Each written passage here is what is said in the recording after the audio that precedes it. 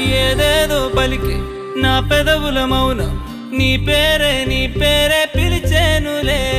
నీ పిచ్చితోనే అల్లాడే ప్రాణం నిన్నేలే తలచేనులే.